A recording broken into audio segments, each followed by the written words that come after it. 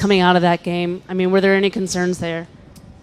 At certain ones, Nikki, I feel like, man, there's really, strong ones. That sometimes happens. I see that at running back and at tight end, at defensive line.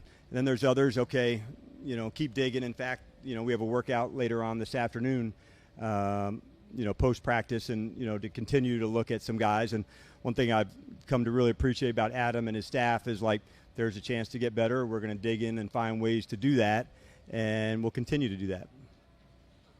Sticking with that, are there any positional groups that you feel are especially strong on this team? Yeah, I really like the group of safeties. I think that's one that jumps out to me from not just playing on defense, but their role on special teams. So that part at corner, I feel stronger than we felt before. So those would be two, Nikki, that jump out to mind to me. And running back, I would say if there was a third one to throw into the group.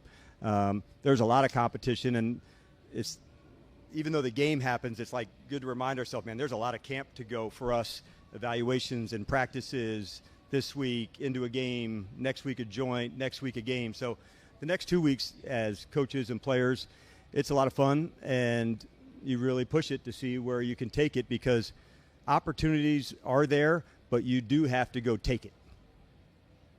You were understandably upset Friday night with special teams. How do you address that, and kind of specifically the coverage stuff? Where were those breakdowns? Yeah, you're right on. That's our flagship on the special team side, especially the kickoff and the kickoff return. We take great pride in that. And so to see that not go down, first thing, man, like, acknowledge it, put it up, show both of them where the errors were.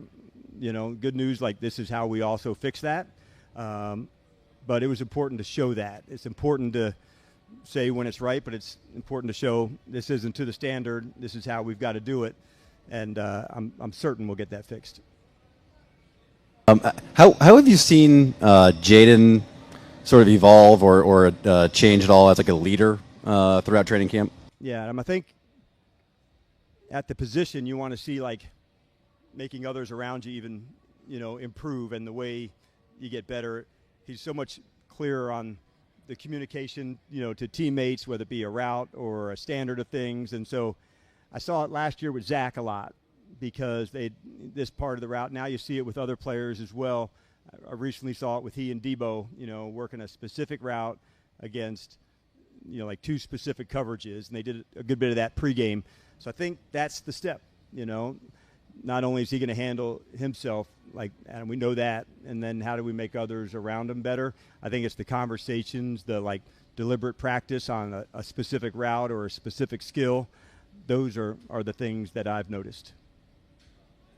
Pardon if this might be premature, but is there any thought at all to bring in a second kicker to have some competition with Matt? And kind of what have you seen from Matt in camp? Yeah, totally fair question. It's not where we're at, but we've got a lot of faith and belief in Matt, and there's a lot for us to get better at. And at that position, it's technical, and you got to make sure the issues are really strong and really capable to go. And I'm certain he'll do that.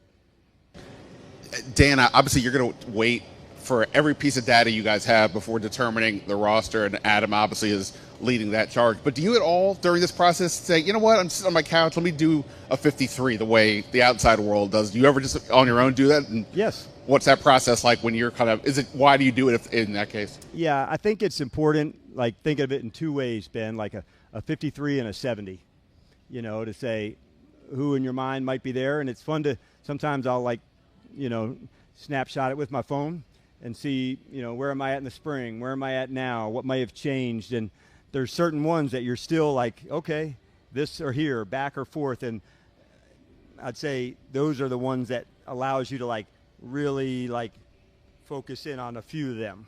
And it may be ones that you're not thinking of. It's an interior lineman. It's ninth there, this spot here. And so it makes you think. It makes you dig in a little harder. So I like doing it. I don't put a lot of stock into it, but I do it because I'd like to compare what's changed.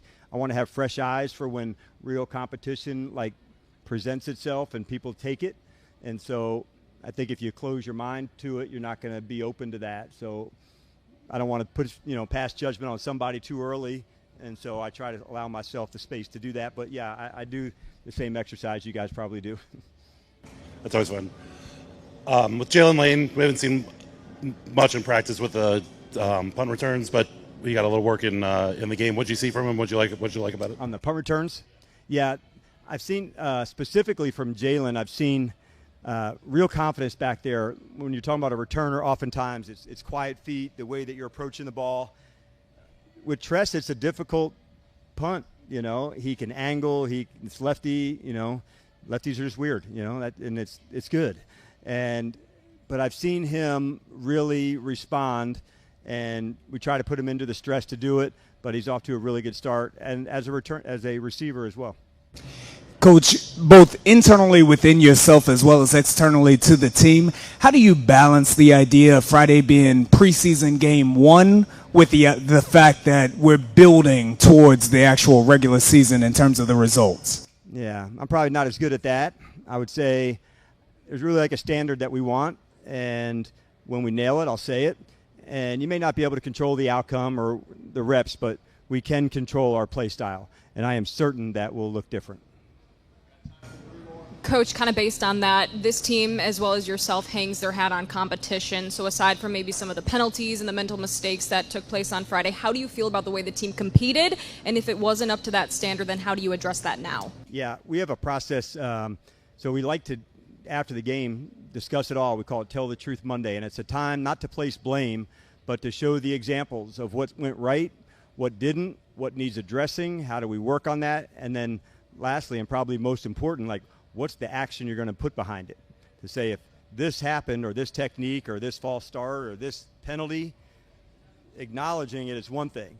But then, like, now here's the individual plan to say this can't repeat the mistake. And that's process that I like to put together with them, and knowing, hey, this is style, identity. We have to have that part right first above all.